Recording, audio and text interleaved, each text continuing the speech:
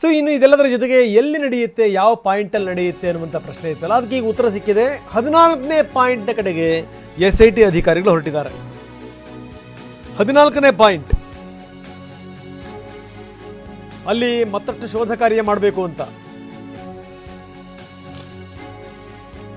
ಅಲ್ಲಿ ಹೋಗಿದ್ದು ದಿಢೀರ್ನೆ ಅಲ್ಲೊಂದು ಅಸ್ಥಿಪಂಜರ ಪತ್ತೆಯಾಗಿತ್ತು. ಅದಾದಮೇಲೆ ಇನ್ನೂ ಕೂಡ ಅಲ್ಲಿ ಏನಾದರೂ ಇದೆ ಅನ್ನುವಂಥ ಮಾತುಗಳು ಕೇಳಿ ಬಂದಿದ್ದು. ಇದೇನಿವರು 14ನೇ ಪಾಯಿಂಟನ್ನೇನು ಇವರು ಹಾಕಿದ್ದಲ್ಲ, ಇದು 13 ಪಾಯಿಂಟ್ಗಳು ಮಾತ್ರ ಇದ್ದವು. ಆದರೆ ಇದ್ದಕ್ಕಿದ್ದಂಗೆ 14ನೇ ಪಾಯಿಂಟ್, ಈಗ ನೋಡಿರುವಂಥ ಸ್ಕೆಲ್ಟಾನ್ ಸಿಕ್ಕಿರುವಂಥ ಜಾಗ 14ನೇ ಪಾಯಿಂಟ್ ಅಂತ ಗುರುತು ಮಾಡಿದರು. 14ನೇ ಪಾಯಿಂಟ್ನಲ್ಲಿ ಶೋಧ ಕಾರ್ಯ ಶುರುವಾಗ್ತಾ ಇದೆ.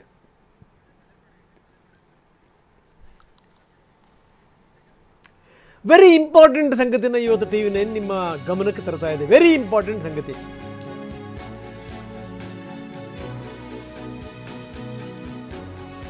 ಏನಿದು ಸಂಗತಿ ಅಂದರೆ, ಈತ ತಲೆಬುರುಡೆಯನ್ನೇನು ಹಿಡ್ಕೊಂಡ್ಬಂದಿದ್ನಲ್ಲ, ಹೆಣ್ಣಿನ ತಲೆಬುರುಡೆ ಅಂತ ತೋರಿಸಿ ಇಂಥ ಹಲವಾರು ಜನ ಹೆಣ್ಣುಮಕ್ಳುಗಳನ್ನು ನಾನು ಹೂತು ಬಿಟ್ಟಿದ್ದೀನಿ ಅಂತ ಅನ್ನುವಂಥ ಮಾತನ್ನು ಈತ ಹೇಳಿದ್ದ. ಅದಕ್ಕೆ ಸ್ಯಾಂಪಲ್ ಆಗಿ ಈತ ಒಂದು ತಲೆಬುರುಡೆ, ಒಂದಿಷ್ಟು ಮೂಳೆ ಅದನ್ನೆಲ್ಲ ಇಟ್ಕೊಂಡ್ಬಂದಿದ್ದ. ಈಗ TV9 ಮೂಲಗಳು ಇದನ್ನು ತುಂಬ ಸ್ಪಷ್ಟವಾಗಿ ಶೋಧಿಸಿವೆ. ಇದನ್ನು FSL ಮೂಲಗಳೇ TV9ಗೆ ಹೇಳಿವೆ. ಅಂದರೆ ಈತ ಏನು ಹಿಡ್ಕೊಂಬಂದಿದ್ನಲ್ಲ ಆ ಬುರುಡೆ ಹೆಣ್ಣಿನ ಬುರುಡೆ ಅಲ್ಲ, ಅದು ಗಂಡಿನ ಬುರುಡೆ. ಈತ ಹಿಡ್ಕೊಂಬಂದಿದ್ದ ನೇರವಾಗಿ ಸ್ಟೇಷನ್ನಿಗೆ ತೋರಿಸ್ದ, ನೋಡಿ ಇಂಥ ಹಲವಾರು ಹೆಣ್ಣುಮಕ್ಳುಗಳನ್ನು ನಾನು ಹೂತಾಕಿದ್ದೀನಿ, ಇದು ಹೆಣ್ಣಿನ ಬುರುಡೆ ಅಂತ ತೋರಿಸ್ಕೊಂಡಿದ್ದ ಈತ. ಆಮೇಲೆ ಗೊತ್ತಾಯಿತು ಪರೀಕ್ಷೆ ಮಾಡಿದ್ಮೇಲೆ ಈ ಬುರುಡೆಯ ಹಿಂದಿರುವಂಥ ಸತ್ಯವೇ ಬುರುಡೆ ಅಂತ. ದೊಡ್ಡ ಬುರುಡೆ ಬಿಟ್ಟಿದ್ದ ಇವನು ಅಂತ ಗೊತ್ತಾಯಿತು. ಅದೇನಪ್ಪ ಅಂತಂದ್ರೆ ಅದು ಹೆಣ್ಣಿನ ಬುರುಡೆ ಅಲ್ಲ, ಗಂಡಿನ ಬುರುಡೆ. ಧರ್ಮಸ್ಥಳದ ಪೊಲೀಸರಿಗೆ ಇದು ಹೆಣ್ಣಿನ ಬುರುಡೆ ನೋಡಿ ಅಂತ ತೋರಿಸಿದ್ದೆ ಈತ.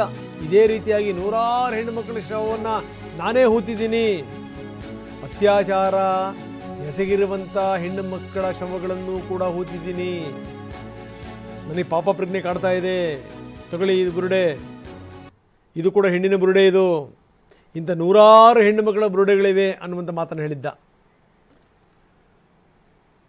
ಆದರೆ ಈಗ ಗೊತ್ತಾಗಿದೆ ಆ ಬುರುಡೆ ಇದೆಯಲ್ಲ, ಆ ಬುರುಡೆ ಹಿಂದೆ ಇನ್ನೊಂದು ಬುರುಡೆ ಕಥೆ ಇದೆ ಅಂತ.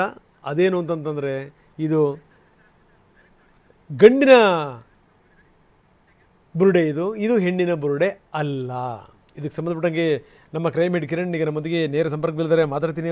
ಅವರಿಂದ ಒಂದಿಷ್ಟು ವಿವರಗಳನ್ನು ತಿಳಿಯೋಣ, ಎಕ್ಸ್ಕ್ಲೂಸಿವ್ ಪಾಯಿಂಟ್ಗಳನ್ನು ನಾವು ಹೇಳ್ತೀವಿ ಇದಕ್ಕೆ ಸಂಬಂಧಪಟ್ಟಂಗೆ.